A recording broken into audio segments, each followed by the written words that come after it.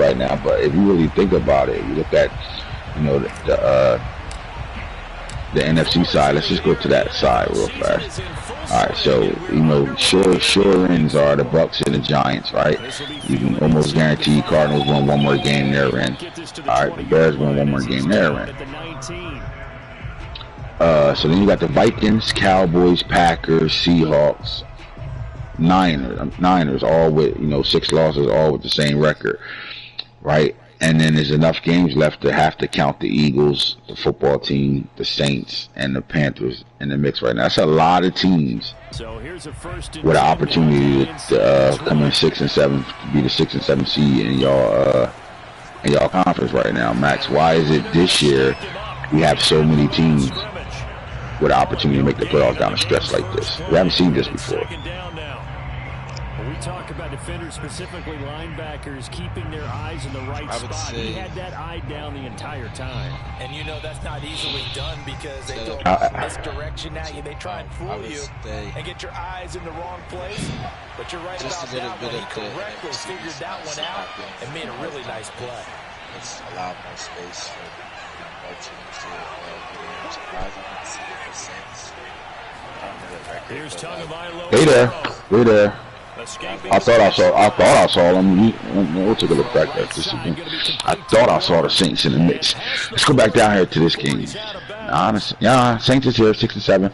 So they here with the teams that they can't lose another game. So the Panthers are 20 right now. The Saints 19. Football team 18. Eagles 17. They're the teams with 7 losses right now. These teams are in a situation where they can't lose another game, right? They got to look at it like that. We can't lose another game. We got to go undefeated to finish out. But they could lose another game depending on what these other six loss teams do. So we got literally 1 Vikings, Cowboys, Packers, Seahawks. They look like 5 teams. 1, 2, 3, 4, 5. 5 teams with 6 losses, 7 wins. 1 game above 500. Then we got 1, 2, 3, 4 teams, 1 game under 500, and all have a playoff opportunity if they can finish strong. I'm not going to say. I just think that the activity over there is the reason why this is happening this way. You got a lot more guys playing. You said you think the NFC got a little weaker? The NFC East. It's just the NFC East is the reason why this looks like this. Share me your thoughts on that. I'm trying to figure out what you mean. Like, I get it, but I want to really hear it from your mouth. Versus you see the Cowboys 7 and 6, and he couldn't even get going moving the football. 6 and 7. You see kind of a stronger lead going into 16, 17, 18. Because those guys usually have 10 or more wins at this point. It's usually a fight for a life. It's fighting for your lives versus like it's kind of a tier thing right now going on. You got like even Snake at 7. Now with the play clock about to expire, we get a whistle and a timeout. They'll have 2 remaining as we step aside here in this first quarter. Opportunities. Shoguns, can you make sense of this?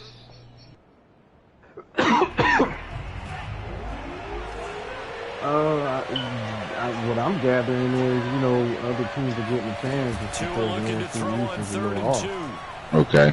You know, it sounds like he's shouting out and, you know, defending his conference. I mean, but he's just saying what it is also.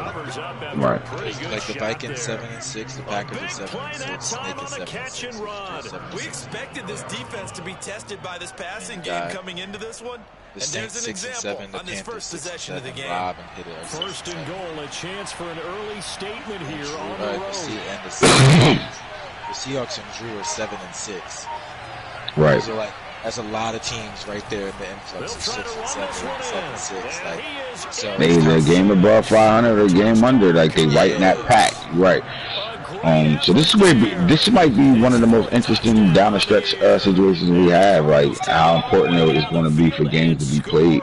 Because it's going to be a game that one of these teams is going to need a win from another team or a loss from another team. So this is going to be important down the stretch right now. When you look at the heaviness of the top teams, you got, again, 13-0 Bucks. Giants is playing really good football. Cardinals is always playing really good football. Bears is in the mix as well with these guys all got a 3-game lead over the next guy. So yeah, it's serious over here. Let's look at the AFC and see if we got the same type of picture we can draw over here with the all right, so the Raiders got a 1-game lead over the Patriots right now. Patriots are number 2 because the Bills just took a loss, made them 3 in the AFC. Dolphins are 4, Broncos are 5, Jaguars and Browns right now, right? So if you look at the 7 teams that are in, the Browns literally just gotta not lose 2 more games, and they're in the mix. Right, I mean, this picture a little bit more easier to see here. We got 3 teams in the AFC East in the playoffs right now, and the Browns, all they got to do is not lose 8 games. And when they can do that, they can stop the Colts or the Chiefs from making the playoffs at the 7th seed right now. So it look like, if they could finish strong, we look at their schedule, see what they got going on over there. They could finish strong. And they can afford 1 more loss, but they can't afford nothing outside of that. So if they could just finish, the rest of the season with just that, with no losses or 1 loss, the Browns locked down that 7th seed right now with the Jags, Broncos, Dolphins. As you can see, Dolphins, Bills, Patriots, Ravens are already locked in, secured their spots. Only thing could change is position, and who's going to go to the 1st seed, 2nd seed. Those things can change a little bit. They still got enough games in there. All these teams are still close enough. There's only a 2-game lead from Dolphins to the Ravens. So very, very tight over here down the stretch. The Browns have the Rams. He punted 4 times in the loss last week as he gets this one away here. Do you like their schedule down the stretch? They'll score that a 36-yard They got to steal the game between the 49ers take and over Ravens 1st and 10. to not get that 8 wins, to maybe put it into perspective of what the Colts and the Chiefs got going on. The Colts down the stretch have ready to go with their next Jets, drive, and at the Panthers, line, the Bucks, Cardinal Titans, offense. so they had to go a long way on their last drive to score the touchdown. This time, they get at least a little bit more of a cushion with field. I mean, pretty much the Chiefs. Chiefs is coming back off of just having a newborn, so.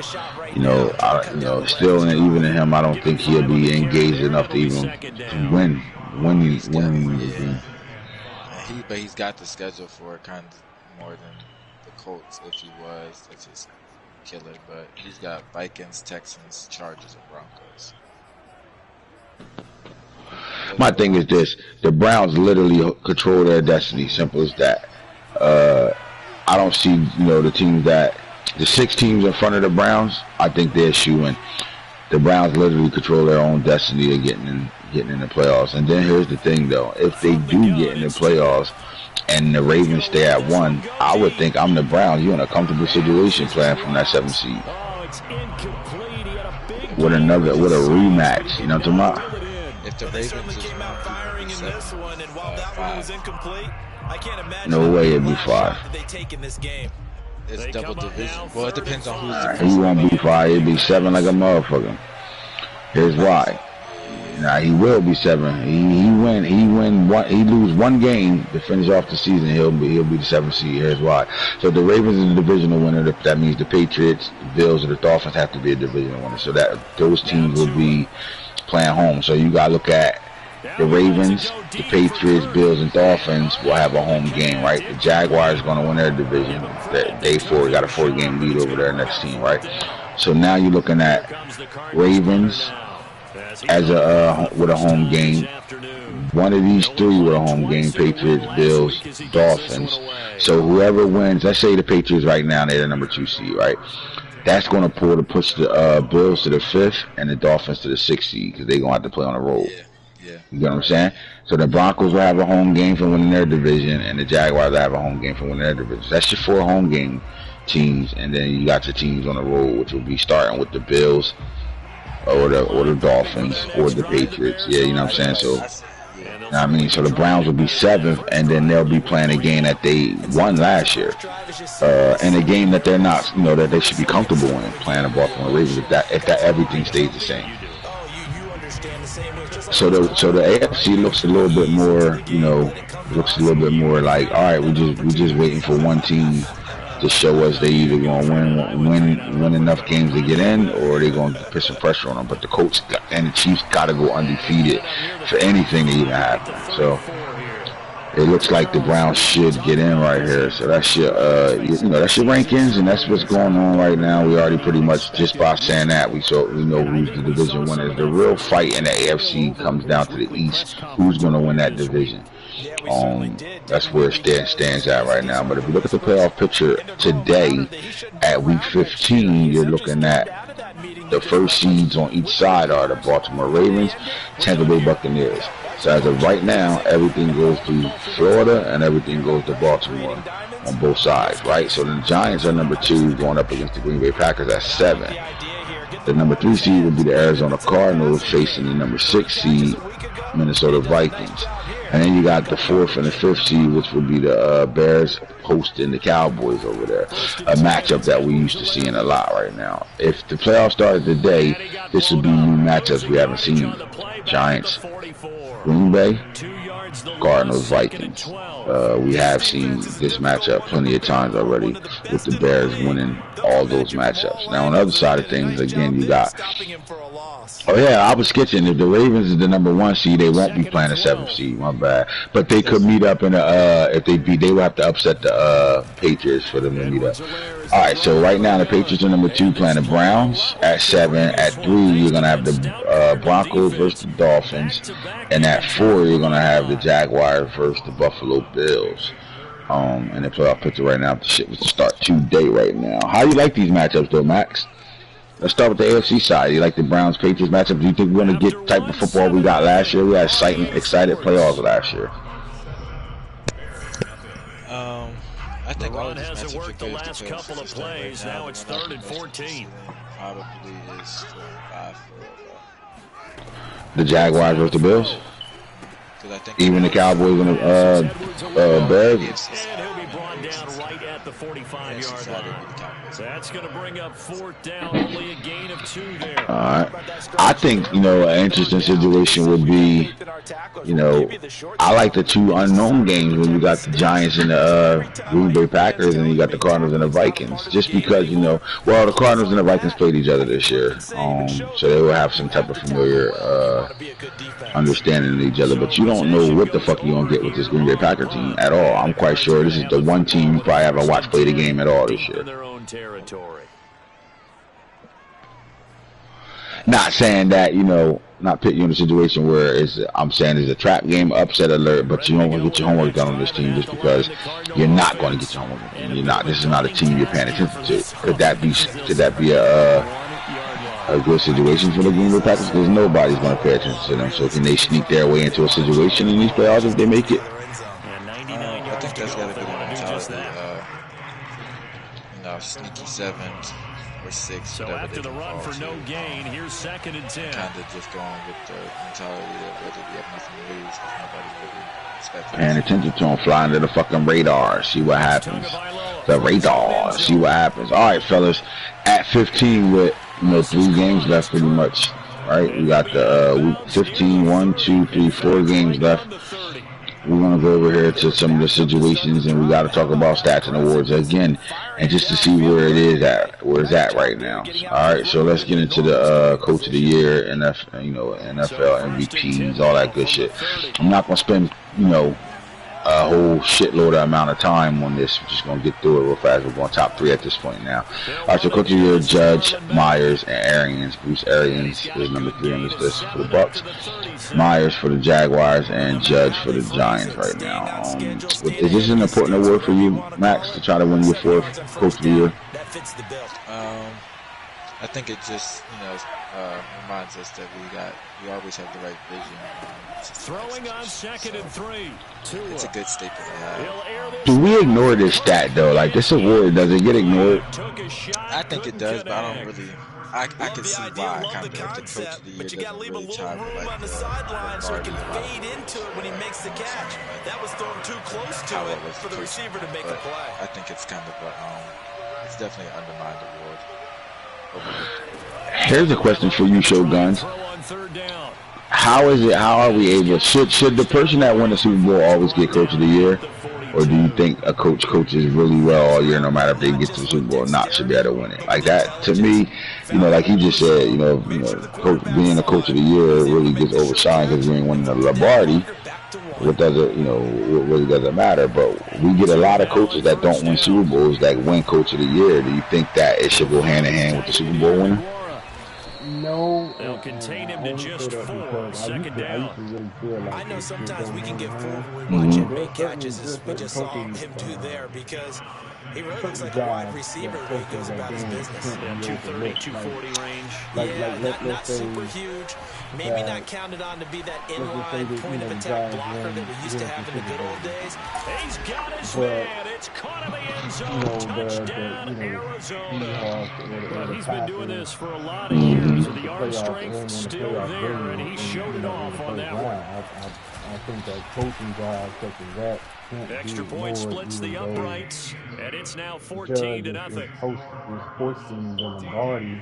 Right. I just think a coaching job like that can't be ignored. Like the Seahawks, like the way their season is, if they make the playoff, I don't even think they got to win a playoff game for them to come, from where they came from to get into playoffs. Is a hell of a coaching job in his own. So I think they should be higher on this list if they even on the list. They should be on this list, in my opinion. Like Madden should take heed to that, but they don't. If you follow the whole franchise and you can hold franchise stats on the history of our league, then that's part of history, man. Got to see that out. You know what I'm saying? Period. So all right, let's get to the MVP race right now. We look at the top 3. You're looking at Lamar Jackson still at 1 right now, with Murray and Ruggs pushing down a stretch right now. Ruggs went from 6 on his list to 3. At one point he was at 2, but Kyler just had his game and jumped him again. So those 3 right here, I still think is anybody's racing these 3. How about you, Guns? CD, I wanted to switch it to you because you've been on winning teams, but I know you've been in similar situations too where things just are not going well. How do you approach that as a player? It's a tough No doubt, I agree. All right, the AFC Offensive Player of the Year, Lamar Jackson. Tremaine Bash, man, this guy is a bell cow for them. He is the offense for the Las Vegas Raiders right now. He's number 2 over here, and then Travis Etienne is number 3. What do you have to say about that right now? You got a guy who's carrying the ball at a high level right now. Jumped over top of you right now, Travis Etienne. Not only is he number 2 on Offensive Player of the Year, that means, when it comes down to the rushing leader, the things we talked about earlier, you proving that he's the best running back in the league right now. There's a running back in your way right now. It's formality. He's just holding my spot. Alright, so the number 3 guy is again Travis Etienne Jr. right now, man. Do you feel like there's added pressure on him playing with the young gunner at quarterback and King Sanchez, or you think that the puzzle was just fits perfect where this quarterback literally came right in and gave y'all extra spark? That discouraged him from taking off and made him try a pass downfield that fell incomplete. After the incomplete pass, here now is 2nd and 10. From the gun, here's Fields. You're the guy that continues to lead the franchise. And the pressure will bring him down here. The Cardinals get home for the sack. That was J.J. Watt getting in there and getting him to the ground. 2 minutes to play, first half. It's 14-0. So it's just enabled them to, they're having fun right now.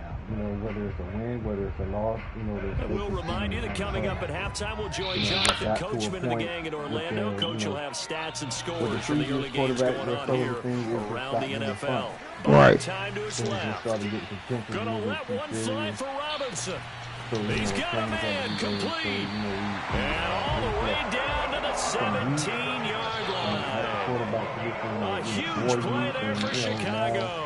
So the big play means I don't want to say we're not business, but the teams are doing more activities away from the field together. It makes sense though, guys, man, because we're playing a game. You know what I'm saying? Like, I know it's a business and guys get paid to do a job in the NFL, but you're still playing the game. And you gotta, if you take the fun out of that, it's hard. It's hard to really, play for each other. If it's not fun, emotions is everything, bro. If your team ain't gelling and having fun together, and taking this ride together, it's always a situation. So I agree with you 100% right now. I agree completely with that statement. In the NFC, here we go. Offensive Player of the Year. Kyler Murray's 1 right now. Chadwick Boseman, the receiver, is number 2, and then Jaleel Ruggs is number 3 right now. And your top 3, you know, I think, you know, Boseman is in the building because he is literally damn near averaging like 200 yards, 3 touchdowns a game right now. He's going nuts right now. It sucks because we've seen receivers, you know, go crazy before. So this is, you know, it's nothing to be like, oh my God, but like you gotta, you know, give it up to the guy that changes his name more than what's that G.I. Joe that used to change his face all the time? The bad guy, the Cobra guy, Sartan. That's what we're gonna start calling him, Sartan. Exactly what his nickname is, Sartan. Alright, say number 2, and then Jaleel Ruggs, man. Jaleel Ruggs is at 3. And, you know, the Bucs haven't really relied on Jaleel Ruggs to be, you know, the guy. They've been throwing the ball a lot more. And because of that, I think that's the reason why he's number 3 on this list. But again, with enough games left that he can make a change real fast right now. So I like the top 3 with Kyler Murray leading off that top 3. Defensive Player of the Year, Orlando Jordan, Diaper Dandy, veteran Devin White, and then you got Diaper Dandy Chris Samuel for the 49ers. This out of the 3 on here, we've been talking about Orlando Jordan all year. It's only right that this guy, I mean, I think he's playing way better than we expected him to play, but also with the type of size this guy got and the attributes he got, I wouldn't think that this was far-fetched the Saints to be able to do. We saw him do it before with a young rookie at the safety position that was special and had special size and speed to him. But the corner, Chris Samuel, in a draft where he was overlooked, even though he went in the first round, he was overlooked. There was so many corners that was being looked at outside of him. You really didn't hear too much on him. Might be the best corner in that draft. I mean, not even might, is the best corner in that draft. He was the number 1 corner on the board for a reason. And he came into a starting job right away for the Niners, and all he doing is balling. He literally got a shell of shutdown on him. Like, I played this team. I know exactly what this corner can do. If you late on the throw, he's getting that. He's getting right to it. He make plays, tackle well, and he cover really well. And he's been forced to cover the top receivers since he joined the 49ers defense, and he's done it at a high level. And Devin White, man, the old man, the man in the middle, the user. You know, you got your man in the middles, you got your middlemans, you got those type of guys, but this is the user. Simple as that. This guy can be at the line of scrimmage, and then 5 steps later picking you off on a crossing route. Like, he's that good, and he's been doing it for a long time. He might even be playing the best linebacker, middle linebacker in the NFC right now, when we used to seeing Isaiah Simmons, although he's on this list. But Devin White might be that guy this year. Number 2 right now. And the AFC, your Defensive Player of the Year award goes to Steve Israel, Stearns, and Eric Bolden, defensive end. It's funny because there's some fucking names in this AFC on this list right now. Sucks that we're only now and down to 3 right now, but there's some really good names on here, man, that I would like to see how this stuff plays out. With Israel Stearns. Israel balling right now because he's you know, he's everywhere. Like, this guy plays slot and outside corner, and from the slot, you know, he gets to the quarterback a lot. They send him on stunts a lot, and you know, them sacks is the reason why he's up there. At the same time, he picks the ball off a lot. But Stearns, man, he had a 4-pick game and a 5-pick game. To me, I think he's the leader of that secondary over there. Max said we don't look at the Broncos as the no-fly zone anymore, guys. Me and you talked off air last night. You still called them exactly that. Why is Max wrong for not still looking at this secondary as the no-fly zone? I think he really attributed that to the elevation of the offense, and how they, you know, have changed their game. So it's easy, well, not easy, it's a good observation to notice that their offense is changing. But, you know how they say, you know, some things change, some things remain the same. Right. So by noticing the change, we kind of forgot what we need to say, and that's yes, sir. And again, they getting big time plays out of big time players in that secondary. Stearns leads that pack. All right, Eric Bowden, defensive end. Somebody that, you know, I think he's a rookie. If I'm not mistaken, this might be a diaper dandy. I'll tell you exactly if he's a diaper dandy or not. No diaper dandy. All right, so he's not a diaper dandy, but Eric Bowden for the Chiefs is playing well, but you know we're going to ignore him because of the computer. You know, no user effect right now. Again, shout out to my boy Rich, man, for having got his newborn baby girl, man, in the building and shit. But he's number 3 on this list. Let's go back and look at the offensive rookie of the year right now. Tion Pitts at 1, diaper dandy sitting there chilling. Spencer Moss, both little guns. Your top 2. AFC Rookie of the Year race is between 2 guys from the same college, Deion's college, Jackson State. Is that impressive? And you have to think, Charles, down 3 scores already. They need to play an almost perfect second half to have a solid. Say that again. Say that again. They cheating. That was the score, right? They out here cheating this shit. These motherfuckers cheating. That one is going to sting. Deion's the biggest cheater. Right. What this school violation got here? Right. Deion's the biggest cheater. He the biggest cheater right now, man. Listen, man. If you build it, they gonna come. Simple as that.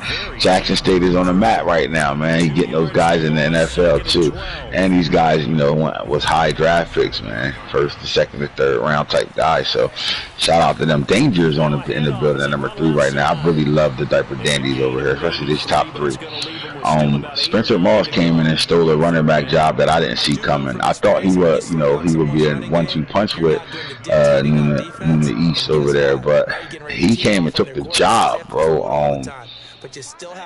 Why, Max? How come Spencer Moss was able to come dethrone their starting tailback that was there already? And now here's a carry heading left.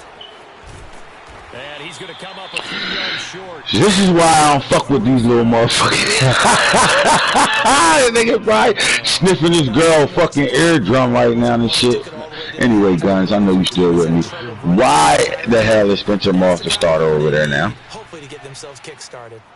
And this one is obviously he won a starting job. My fucking feet swollen. He won a starting job, but like, so tack on 3 more though. It's just a rare drive where they did not find the end zone. Yeah, you're right about that, partner. But at this point, I don't think you're too concerned about that. You just want to possess the football for a while and drain the clock. You get 3 out of it. That's great too. But they saw something special. At the line, prepping for their next drive, the Bears offense. And last time wasn't pretty. I mean, you know, the knock on him is, you know, he was a dog at Jackson State. The problem was he was a dog at Jackson State, and because of that, you know, the experts, you know, the Kuipers and all those guys, they downplayed this kid. He played the talent, not enough talent. You know, he playing FFB, FSS school, FBS school, blah blah blah. You know, he ain't in the Power 5. Already showed us. What did we see when we saw Deion's offseason? It wasn't like we saw, you know, Carl from the gas station down there helping the guys run sprints. No, he's had trouble finding open receivers. We saw Rex Ryan. We saw all these guys coming in, all these quarterback one of the better defenses in the league, and every time I talk to someone around the NFL, they all say the exact same thing. They're so fundamentally sound. Terrell Owens, Jerry Rice, the name just keep, you know what I mean? Just keep folding. These guys, they having fun down there. They loving life. They out here, man, and they doing good things. We're gonna see more Jackson State guys playing, man. I mean, we got a draft that's coming up. We got a couple of them might be in that draft, man, especially that defensive end they had out there that transferred them from Florida. It was a nightmare for them over there, killing shit on their defense on the headache game. But all right, so then you got, and then Danger Griffin, man. Danger Griffin, Angelo Griffin's little bro at the running back position is special for those Buffalo Bills. This gave them a weapon. that's needed for the type of offense that the Coach Hoodie and these Buffalo Bills run over there. They do a lot with Danger. Not only do they run the ball well with him, they use him in the passing game very well. I want to know, do the starting tailback that had the job, the big power back they had over there that had all that damn speed, is he still in the mix over there, or is he on a block? Because if he's not in the mix and they not using him, I would. If you need a running back, you need to be hollering at the Buffalo Bills like ASAP. Because that back was a dog. He just, Danger just can do more. Danger can, in the offense where they want their running backs to not just, be able to run between the tackles and hit the home runs off of stretches and dives and power. They need a guy that can get up the field and make plays happen when plays aren't there to make. You know what I'm saying? They need a playmaker at the running back position, and that's what Danger Griffin is. He's a playmaker because he could play either or for this team at any moment, wide receiver or running back over there. So that's the top 3 over there in the AFC type of dandies. I really like the AFC type of dandies. Really like them. This defense, they just continue to feast. 5 sacks now as a unit. It's been quite an afternoon. Find out what's going on with who. And we're seeing it come from a variety of places as well. Sometimes just the guys up front getting to them. Other times, man, Skadion's on vacation. You know how they are, man. He gotta do a month for nothing. He can't do nothing he like. He got, they doing that. What's that shit called? Cleansing, whatever the hell he doing, where he can't do shit. He can't eat the foods he like. He can't do the things. Why not go back to it? Great working relationship with the guy throwing the ball, and they keep making the connection. Maybe hold on for a second. Throwing on 3rd down, Fields steps away to his left. And they've got it well across midfield, down to the 40 before it's all said and done. That's a big gainer on that play. All right, so again, it's even with Spencer Moss taking the running back job over there for the Dolphins, is East happy? Do East want to be still left in the building? You trying to get the fuck up out of there? You got dogs losing jobs because of some of these type of dandies coming in. Those dogs don't want to be sitting the bench. It's not like they're not talented. They just lost spots to guys that their franchise saw more in these young guys than they do in the guys they had. Simple as that. NFC rookies right now, who out here putting in work.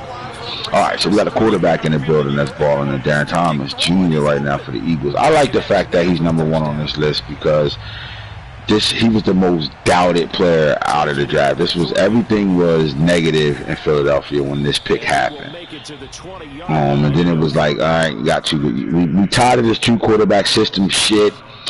And they answered that by trading King to the Jaguars. But then they brought Trevor Lawrence in, and the talk was Trevor Lawrence is still going to start. And, this guy going to play. So, we in tank mode. It's some bullshit. We starting over. And they said, nah, we ain't doing none of that. And they rolled the back of this guy. And he's playing really good football as a rookie right now. He deserves to be at number 1. And I don't think nobody's going to dethrone him. Although to the house is on here too. You know what I mean? And you got the quarterback over there for the Vikings that's playing well. Anytime you throw 9 touchdown passes to one player in a game, this quarterback can fling that shit. So the top 3 here are solid. It's some really big names on this list, man. It sucks that we're only talking about 3 because there's so many good names for these diaper dandies right now. You got Earl Peppers, E.B. Savage, Bake Sanders. You got Theo Fletcher, the receiver that nobody talks about. Mike Timmons, another receiver nobody really talking about. Trayvon Gooden, and then you got Devontae Davis, another receiver that really nobody. This NFC, hold on, I'm going back to the AFC. Who got the better diaper dandies right now? So look, Pitts, Moss, Griff, 2 running backs. Then you got the quarterback Mike Weber, who came in and took Josh Allen's job. Justice Keys from Florida State, that speedster receiver, 98 speed, 98 excel. Herschel Walker's here. Rayshawn Hendricks, another speedster, but he's not playing at all, not being coached. You got Nathan Huffman, another one of those slot receivers that went to the Dolphins 2 years in a row. Chris Portis, and then you got Will Clemens. So we got some. I think the NFC might look a little better. What do you think, Guns? taking their time and making it work. So 1st and 10, and if they score, right. We'll get back to that. We're not going to stay stuck on that today. All right, defensive rookies right now. Lennox Castle, the Jamaican out there in Buffalo. Buffalo Soldier. Hey, man. Hey, man, they've been watching this guy closely and shit. They said he coming to practice every day smelling like loud. And, they don't want to hear that shit.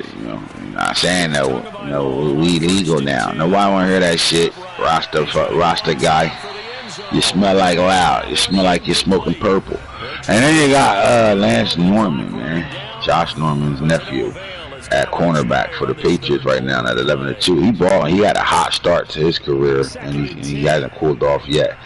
Okay, D-Ron Adams, the linebacker over there for the Baltimore Ravens, the number 2 pick, is sitting at number 3 right now. That's your top 3: Castle, Norman, Adams. Norman is, if the NFC got Chris Samuel as the top rookie corner in the league, then Lance Norman is the AFC's top rookie corner in the league. Simple as that, right? With Castle at safety, just like you want to see Orlando Jordan. Castle and Jordan, you can look at these two guys and put them neck to neck and see who's playing the best to have to be the best rookie safety in the league right now, especially in the draft where we had some really dog safeties that came out of. And then at the linebacker level, the linebacker level was very, very, very special this draft as well. And we had some big time names, and we had some legends in the league who had kids and shit that came out this draft too.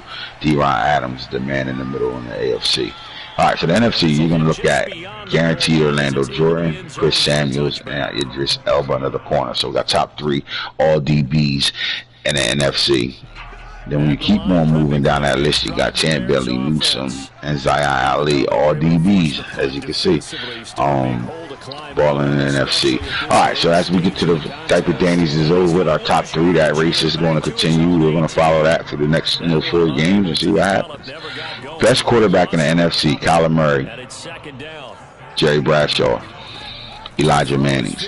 Now, Guns, I ask you this. The list is 1, 2, 3, but are they the best 3 quarterbacks in the NFC? Or are we sleeping on Justin Fields?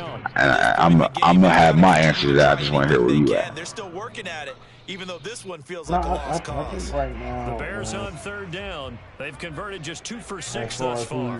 This is 3rd down and 12. The hottest quarterback right now. I think Justin Fields will get overlooked. He'll get that complete to his tight end, Cole Kmet. And he will have the Bears first down as they're able to get the 3rd down conversion.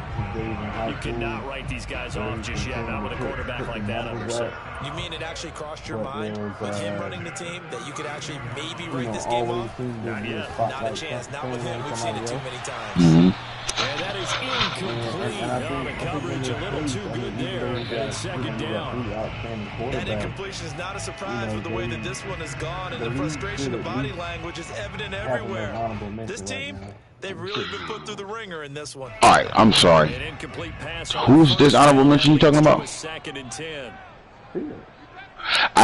Well, you took the fucking words right out of my mouth. I can't even debate you on this because I feel the same way, man. When we did the spin the wheel and we did the NFC North and we showed that Chicago offense, we showed a great offensive line. So they did exactly what they needed to do. They got protection for Justin Fields, but I just don't think those weapons that they got over there are anything that make you stay up at night all night. So the fact that he wins as many games as he does, got a Super Bowl under his belt, stay winning double-digit wins every year, and he's always playing and late in the playoffs, divisional round, gets to the divisional round all the time. Justin Fields is the do-all quarterback because he makes that offense go because, again, I don't see special players, Mooney as the receiver. Harvin hasn't really, came into his own. These are guys, the tight end plays well for them, but not looking at the best tight end in the league type situation. It's really Justin Fields making this team go. Now, last time we seen, a team with high success, but then you look at, the quarterback spot is strong, but then you look at the weapons around them and you want to know how the fuck they winning games. It was New England Patriots with Tom Brady all them years, except for the Moss year. They really never had the weapons, and I think that's what the Bears are. They don't have the weapons, but Fields is so good, he makes those guys play at a higher level. And I think you have to look at that, even though he's fourth on this list. I think, you know, can we say he's the best quarterback in the NFC over Kyler Murray? Not at all, right? First downs on this drive, but getting the incompletion there, that should give them something to build on and maybe turn the tide. Well, how about Bradshaw and Manning? Is he better than those guys? I can't. I mean, they're the ones that. I mean, let's be honest, for the most part, they're the ones. Quarterbacks are the ones that are always sending him home. Yeah. Here's Fields. So I would definitely say no, because he's always going home. I just like what you stand. You can't ignore what he's done, you know, over his career as a Bear. I mean, since Allen Robinson, has he had a true #1 receiver? Shout out to dumbass D West, because if he played harder, he would probably win a lot more games, win a lot more deep games in the playoffs. All right, Jackson, Stanton, Marino are your top 3 quarterbacks in the AFC. But the next 3 is sneaky right now. Weber, Sanchez, and then Minor, Freaky Minor. You see what I'm saying? Freaky.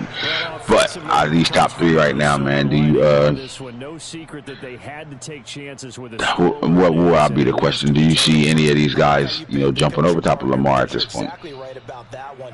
Look at the empty stairs on that sideline. This is one of those games we just want to go crawl under a rock until it's over. It's the class over there. And he'll get this only up to about the 40-yard line. Give him a couple on the carry there, 2nd and 8. Now that's the defense that they were looking for, being able to get extra bodies to the point of attack to deal with the big guy carrying the ball. You really don't want to be in a position where it's a one-on-one tackle with him. Some of these guys are being the quarterback. You can't bring them up without thinking about somebody else. Right. Now he lets it go deep for Kirk. This is taken in. It's complete. And way up past the 35 before he's taken down. Without Waddle coming up first. On that one. Right. 34 yards. Or as he gets better, them together. When you start thinking about Lamar Jackson, 2 and out on first down. About a quarterback to where you don't have to have that's into a proven if you don't have to have a mainstay or a main picks it. And they will finally stop him as he's down the 40-yard line. Before we came up to the booth, last thing he said as we were walking off the field, want to play mistake-free football. That just went out the window there with the pick. And do you remember what you said to me when we were walking up to the booth after he said that? You're like, oh, fatal last words. Every time we hear that, things tend to fall apart a little bit, and that's what we saw there. Didn't get enough on that throw, and it turned into an interception. Yeah, I think when you're dealing with Lamar Jackson, he's the best athlete on the field, still to this day, in this league. Best athlete on the field the moment you step on the field with the Baltimore Ravens. But, Stanton has been up and coming. Marino has been solid and steady his entire career. All right, let's go to the running backs right now. In the NFC, you got Bass over top of ETN. Then Javonte Williams has stepped in the mix right now as your top 3 backs in the league in the AFC right now. All right, Guns, make your case. Why 4 and 9 for Rain Bass is over top of 9 and 4. Reverse records for ETN Jr. After this one's done, you just feel like at the post-game press conference, this team's going to have a lot of questions and definitely not a lot of answers. So now 2nd and 10 after the incompletion on first down. As far as carries and stuff like that. They'll fake the handoff. Now Fields.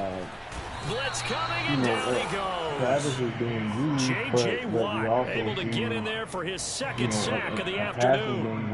We've been around this league for a while, and many coaches never pull their starting quarterback, almost no matter the situation.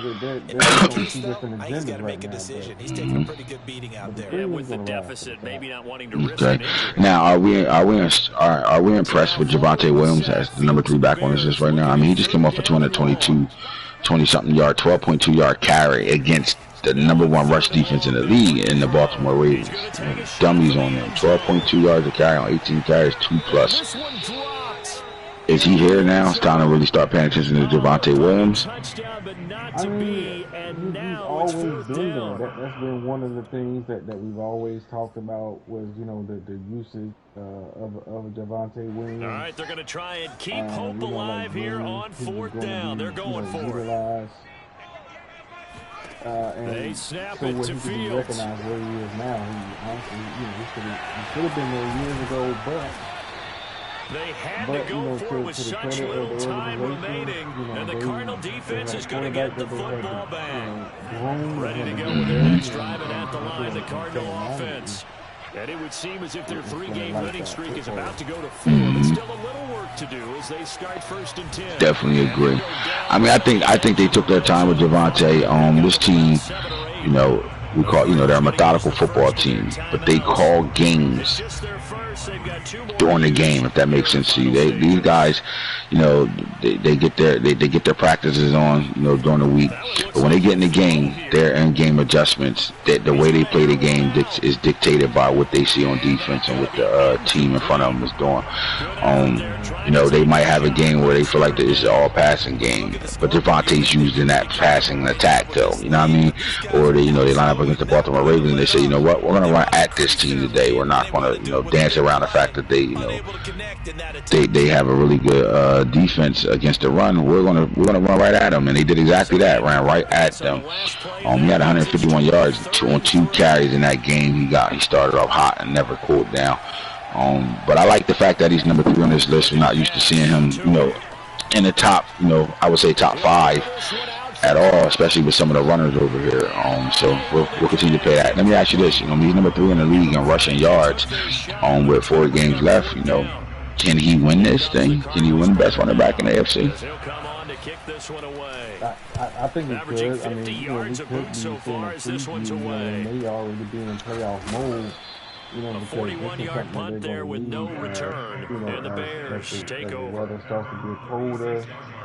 The ground, you know, the ground starts to get, the Bears offense, you know, harder ready to go for their next drive. Let's just be frank. You know, this is something they're going to have to do in the playoffs. So, you know, maybe they're already in playoffs. Yeah, I agree. And then you got Tremaine Bass, who has nothing to lose, man. They literally, I mean, coaching-wise, is this a good thing to OP him at this point? Or, you know, with nothing to lose, should they be working on other things? All jokes aside, I'm really excited for the competition, but to answer the question, you know, if you're up he'll just get rid of it. Well, I kind of got to give him credit. Another incompletion there, yes, but he's still trying to make plays outside the pocket. Yeah, he's been hemming in for much of the game. How about him getting outside there? And that's what you want to see from your quarterback. He's not giving up on this game, so every other player on the field has to say to himself, I can't give up either. And it's taking a lot longer. 3rd and 2, Fields. To get it going. The Cards get to him here. He's brought down for a sack. A lot in reference now the Bears going to call the first of their timeouts. You know, turnover. Franchise development. Seconds showing on the clock. Absolutely. I mean, it's the reason why your quarterback got shipped out of here in his prime, actually. So I get it.